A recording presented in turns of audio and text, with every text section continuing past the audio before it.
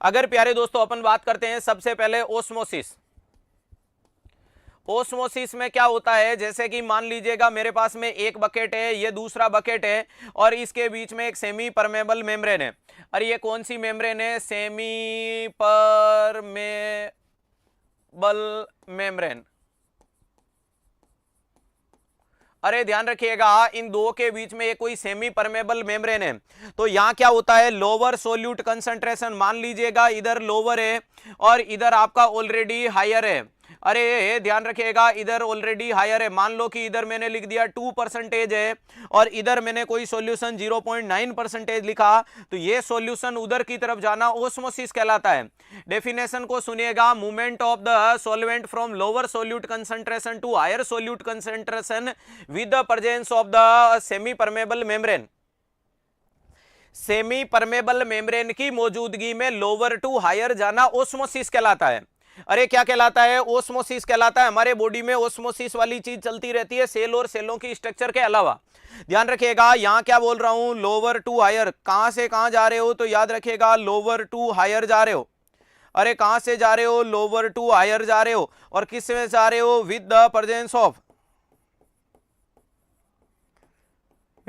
Presence of semi permeable membrane.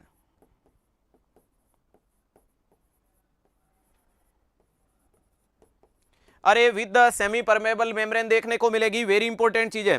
तो ध्यान रखिएगा, लोअर टू हायर चला जाए तो सेमी परमेबल के साथ उसे क्या बोलेंगे? ओस्मोसिस कहते हैं। अरे उसे क्या कहते हैं? ओस्मोसिस कहते हैं। चलो, अरे वहीं पे डिफ्यूजन में अगर बात करते हैं तो कोई भी चीज डिफ्यूज हो रही है मतलब नीचे आएगी। अब इसमें क्या होता है, कोई भी फ्लूइड है वो हायर टू लोअर की तरफ जाए। अरे प्यारे दोस्तों, हायर टू लोअर की तरफ जाए विथ और विदाउट सेमी परमेबल मेम्ब्रेन। चाहिए इसके साथ में सेमी है तो चलेगा, सेमी परमेबल मेम्ब्रेन। और अगर मैं बोल दूं without semi permeable membrane, without semi permeable membrane, तो ध्यान रखिएगा विद और without presence of semi permeable membrane वाली चीज भी देखने को मिल सकती है। समझ में आ रही है? तो ध्यान रखिएगा, डिफ्यूजन का मतलब क्या है? हायर टू लोअर गया। अरे डिफ्यूजन का मतलब क्या है? हायर टू लोअर गया विद और without presence of semi permeable membrane. Semi permeable के साथ जाए और या बिना सेमी परमेबल जाए, वो चीज कहलाती है डिफ्यूजन। क्लियर हुआ? इसके बाद एक नाम आता है जिसको कहते हैं अल्ट्रा फिल्ट्रेशन। क्या नाम आता है? Ultra filtration. प्यारे दोस्तों, अल्ट्रा फिल्ट्रेशन का मतलब क्या होता है? जिसमें एनर्जी का यूज लेना या एटीपी का यूज लेना।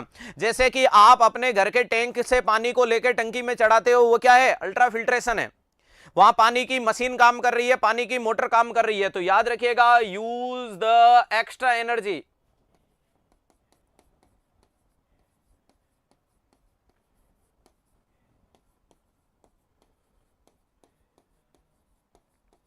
अरे use the extra energy for fluid movement. अरे फ्लूइड के मूवमेंट के लिए एक्स्ट्रा एनर्जी को यूज लेना क्या कहलाती है? तो ध्यान रखिएगा, उसे बोलते हैं अल्ट्रा फिल्ट्रेशन। अरे उसे क्या बोला जाता है? तो ध्यान रखिएगा, उसे बोला जाता है अल्ट्रा फिल्ट्रेशन। बोलेंगे या नहीं बोलेंगे? डेफिनेटली बोलेंगे। जैसे कि यहां पे भी क्या जाएगा, जाता तो लोअर टू हायर है।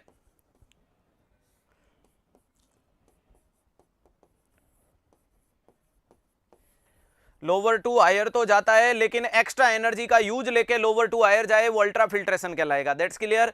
तो तीन शब्दों को याद रखना है। ओस्मोसिस क्या होता है, सेमी परमेबल क्या देखने को मिलता है, क्लियर है? ओस्मोसिस क्या है, इसके बाद में डिफ्यूजन क्या है, और अल्ट्रा फिल्ट्रेशन क्या है। तीनों शब्द क्लियर हुए या नहीं हुए?